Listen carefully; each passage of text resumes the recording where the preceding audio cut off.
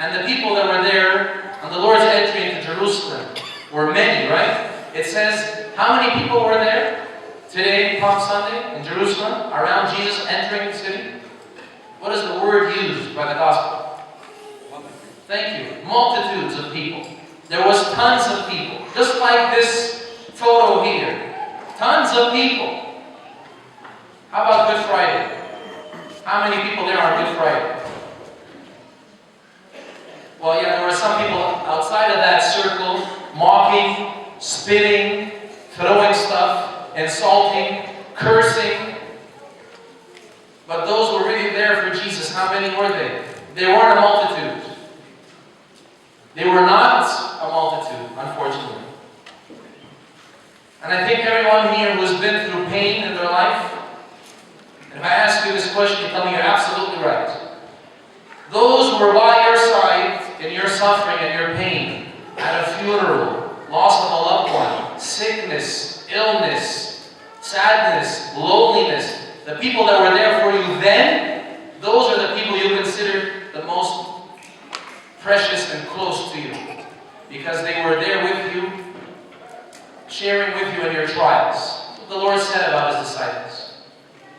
But the people that were there only at your wedding and at your reception and at your birthday and at your grand and the big joyous occasions, that's great and all. But those of them who were there with you when it wasn't so much fun and exciting, those are the ones that are the most special and close to you.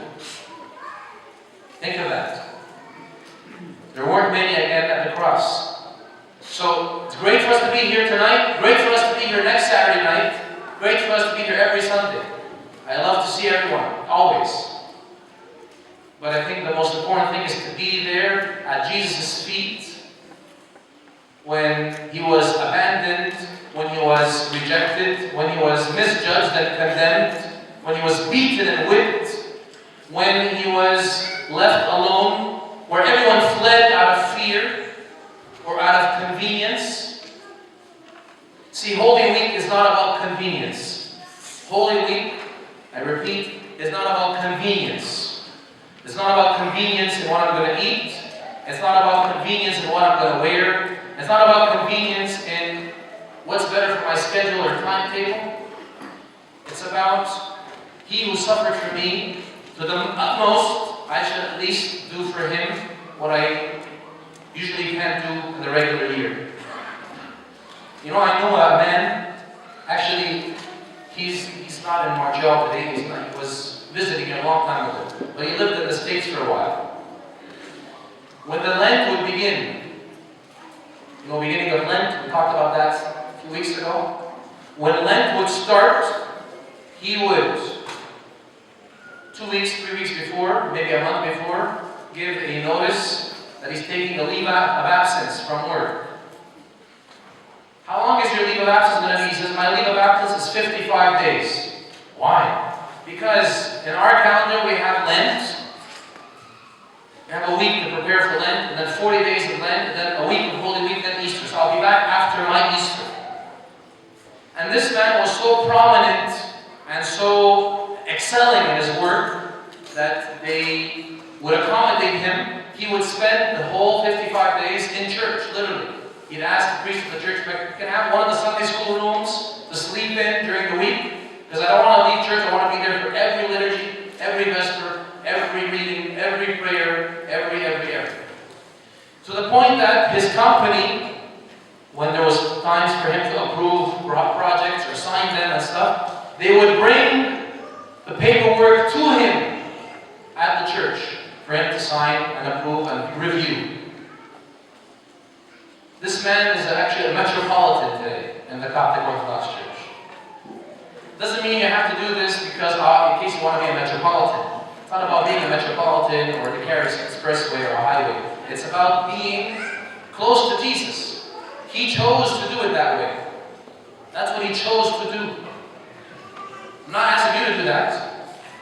But we can't maybe for the 55 days. But maybe this week, I'm sure every one of us has flexibility in some of the things we're doing this week. You have work, can't get out of, okay, but maybe you have days that you can get out of. You have your regular routine routine where you come home from work, you cook the food, you prepare it, you get the kids ready, you seat them down, do homework, dinner, clean the dishes, wash the dishes, put the dishes away, the regular routine. How about for once, just this week, I'm not asking you to do this every week, everybody. This week, which is, by the way, in the early church, was only prayed and celebrated every 33 years. Did you know that? Holy Week, this is what we're going to do as of tonight, was only celebrated and prayed once every 33 years. And the church said, you know what, we can't do it like that. We have to do it every year because there are some people who are going to miss it and may live and die without having attended one Holy Week. So we're going to do it every year from now on. So we're going to ask just for this week, change the routine around a bit. It might be a little tougher, might be hard, might be inconvenient. But I think no matter what difficulty or inconvenience will be put on our shoulders this week to be able to attend and be at the feet of the Lord, it is not to be compared. I mean, with all due respect, you know how much I love you all and I respect you so much. Every one of you. Whether I know you very well or a little, you have my utmost respect and reverence. But with all due respect, to tell myself I'm coming on maybe the last hour of Good Friday and then maybe a part of Easter Mass is not enough. It's really not enough in comparison to the sacrifice that was sacrificed for us. I mean, the Lord didn't just say, I'm coming down to earth for a couple of days and then I'm going back to heaven where I came from. No, He said, I'm going to be incarnate, live among men, be a man, go through all the pains and sufferings that a man goes through. And not only that, live as a poor man, not a wealthy man, be born in a manger, be mistreated and condemned by my people, be crucified, and be whipped and scourged ferociously for it before the crucifixion, and then die on the cross with the worst criminals, for me to just say, I'll be here just for a few minutes. You can't do that. If we've been doing that, it's time to change. With all due respect, it's time to change. We don't want to raise another generation of game day Christians. We don't want to raise another generation of children and adolescents who give the leftovers and the minimum to God because that's just what they've been used to. That's what they see. They are led by example, aren't they? Aren't we? Every one of us was led by the example our parents and ancestors set before us. It's up to us. Like the native Indians say about earth. They say we don't inherit our land from our ancestors, we borrow it from our children. So we're giving them what we're doing with it. We take care of it, it will be given beautifully. We do a sloppy job with it, they're going to have a sloppy land at the end. So the Lord says through St. Paul says in Romans, rejoice with those who rejoice and weep with those who weep. Like we said, it's great to be there when it's party time, birthdays, weddings, and all the fun stuff. It's not as great to be there by the side of a sick bed, or a funeral home, or mourning, or grieving, or pain and suffering. It's not fun to be there. But that determines how close my intimacy is with the Lord. Some people are going to ignore this message completely. Some people are sitting here today, it's in one ear, out the other. No problem, I did my job. My job is to pass on the message. But I really hope that this year we don't let it come out of the other ear this time. Let's keep it in. Let it, simmer inside our mind and heart and soul a bit. And realize that being close to Jesus is not about Easter and Christmas. Even if you remember yesterday, for those who were here, the Gospel of Lazarus, Saturday, John chapter 11, when the Lord speaks to Lazarus' sisters about rising from the dead. He says, I am the resurrection. I am the resurrection. So Easter, or resurrection, is not a special occasion for food and drink. Easter is not a period of hours spent in a place of public worship. Easter is a person. Easter is Jesus Christ Himself. So think about this and meditate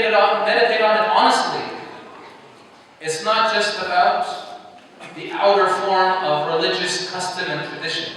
Please don't fall in that category, because that's the category that the Lord did not like very much. That was the Pharisaic category.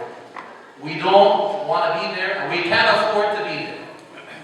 Rejoice and weep with those who weep. It's the weeping that matters more. I remember Father Arsenio's, God rest his soul. Everybody loved him. People invited to weddings, and he'd go to funerals, he'd go to all the occasions. For weddings, he'd show up, say a prayer, and leave. Funerals, he'd be there with the person at their last dying breath and comforting their family for hours, if not overnight, and then be with them in the funeral preparations, then be with them at the funeral, then be with them after the funeral, then be with them at their home after the funeral, after, to pray another prayer in their house for comfort, and would check up on them for days, then would pray a 40th day liturgy for their mourning, and so on. But people say, well, how come for the weddings he's not there? He's there. But he knows very well, or he knew very well, or continues to know very well from heaven, that when we're in the middle of joy and rejoicing and gladness, we don't need that much comfort. We're comforted. Everything is fun and happy. It's party time.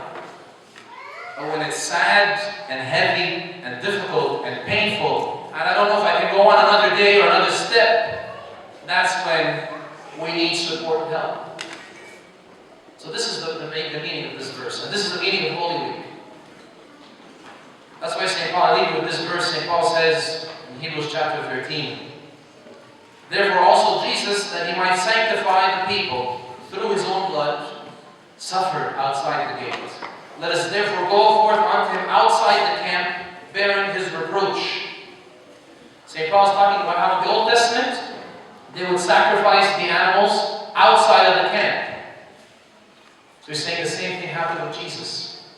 They would take him and crucify him outside of the city, on Mount Golgotha. So he's asking us, can you be with me outside of the camp? Even when you come to Holy Week, the deacons won't be sitting there. Nobody's there. Nobody's up here. The veil is closed. There's an icon of the crucifixion or of the Lord in his passion, and a candle, and everybody's down here. Nobody's up here for the duration of the Paschal praises. Because we remember that the Lord was crucified outside of the camp, outside of Jerusalem. So he says, St. Paul is encouraging us and exhorting us, let us go forth unto him, outside the camp, bearing his reproach. If we can't carry the cross on our shoulders the way he did, but we can at least carry with him the pain by telling him, we love you. Thine is the power and the glory. Holy God, holy mighty, holy immortal. Not just say Hosanna today and that's it. Let's think about this and apply it as best as we can throughout the rest of the prayers today and the rest of our life. Not just for this week, not only for Holy Week even. May God grant us that grace, that vision, that willingness, because it also has to be a choice. I mean, I can tell you this till I'm blue in the face, but it has to be a choice from within our hearts. We have to choose to do this. So I pray that we can choose to do it as a church, as a body of Christ together, not just a few individuals.